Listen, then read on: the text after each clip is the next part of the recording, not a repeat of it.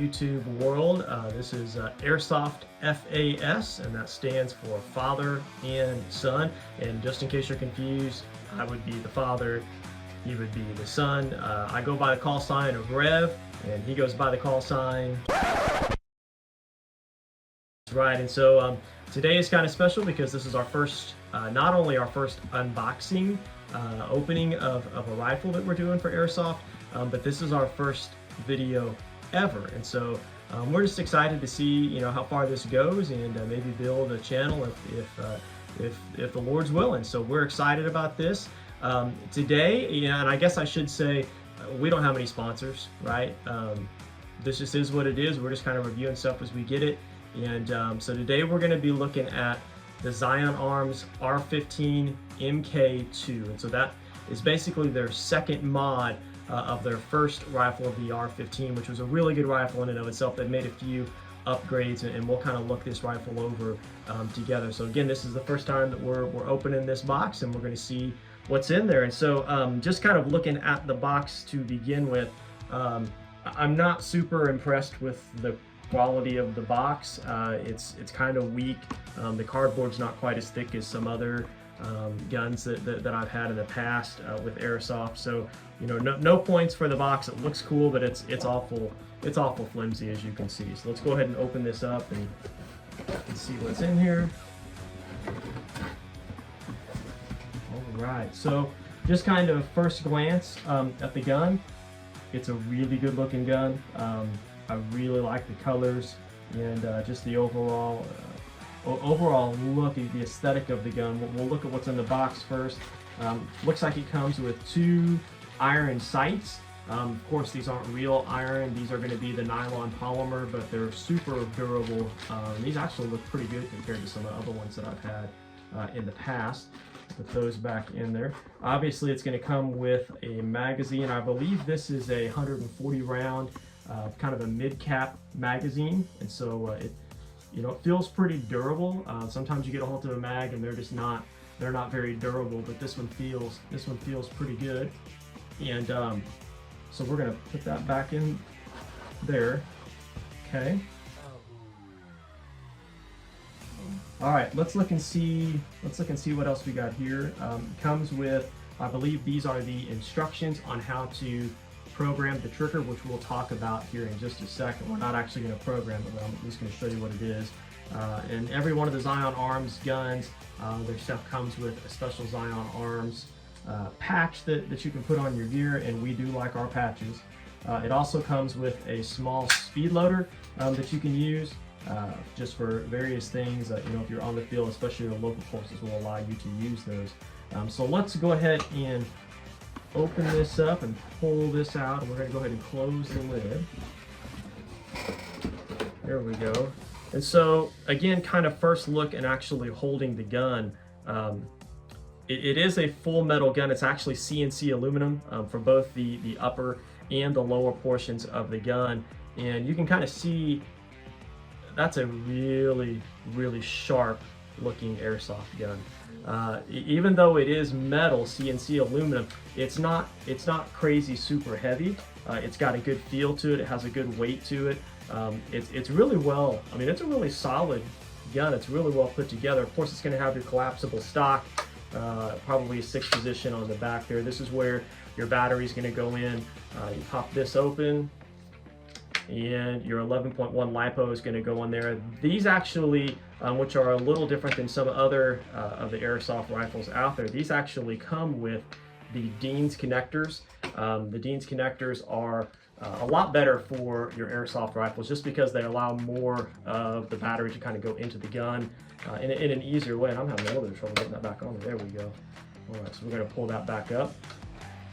So working our way from the back of the gun forward, it's going to have a solid steel strap for either the right-handed shooter or the left-handed shooter, and we have one of each in our family. He's a righty and I am a lefty, so I do appreciate the fact that they have this extra piece on the back here for us lefties when we carry. Let's look at the handguard, or the actual handle itself. Is a pretty durable handle. I like the way that feels. has a little bit of texture on it. Obviously it has the Allen wrench control down there that you can adjust the motor height, and that's for a whole other video if we ever get any of that. You will notice the trigger on this is a flat trigger, and so I think now is a good time to kind of talk about what's inside the gun. This actually has Zion Arms Nebula 2 programmable MOSFET, and so this is obviously their second version of that MOSFET, which was really good, and really it's a very similar to the version 1 MOSFET, other than the fact that you can now have multiple different fire rates, 3, 4, 5 round bursts. Just a few things that you can do different with the Nebula 2 that you could not do with the Nebula 1, and so we're going to play with that here in just a little bit. But yeah, this is a pretty exciting gun overall. Magwell, I like the way that this is cut out. Let's grab that magazine, and we're going to stick it in here and see how well it seats within the gun itself. So it snaps in good. That's a whole lot of play in that thing. We'll pull that up, but that is a whole lot of play within there. And so it's in there, it's not coming out. But for you airsoft enthusiasts, that's going to get annoying real quick whenever you're running down the field. So points get deducted for that, right? That's not exciting. There's things that you can kind of do to fix those if you're handy. You can make some adjustments. Different mags are going to fit differently. So this is just the one that it came with, and again, that's fairly loose. But still pleased overall with the gun. Let's see, moving on down. One cool thing that I do like about this that, again, not all airsoft rifles have, is it actually has a usable charge handle. When you pull that back, it will actually keep the sliding door to your hop-up open. Some airsoft rifles don't do that. You have to actually hold this back the whole time, and then when you let it go, it will close that door. But this one, obviously, you then use the release and it will close it. So I'm excited about that, being that I am a left-handed shooter. I have a hard time a lot of times adjusting my hop-up, having to hold it and use my thumb. This way, I'll be able to pull that back and still be able to engage while I'm actually using the hop-up. So that's exciting for me. And I know there's going to be a lot of people that are like, well, my gun's done that forever, and that's awesome. All of my guns that they've never actually done that for me, so I'm excited about that. Like I said a minute ago, it has the 10-inch M-LOK handguard. You can put a lot of attachments on here. It has the Picatinny rails on the main part of the receiver, and then also on the handguard itself. One cool thing about this gun is it actually has an integrated compressor that can actually come off, and it did, yes. So this can actually come off, and you can put your own tracer unit on there if you would like. I know a lot of people like to use real tracers. There's some tracer chrono combo units out there that are also really nice to use, and so I'll probably be modding this a little bit, but again, that's made of it feels like CNC aluminum, so that's a really good addition as well. Overall, I really like the gun. What do you think? I will say, so this is my Lancer Tactical Gen 3 that I got a couple weeks ago, and I have played with this, and it has the same exact engine and stuff that gun has, and it's pretty crisp the way it shoots. It's really nice. I like this gun a lot.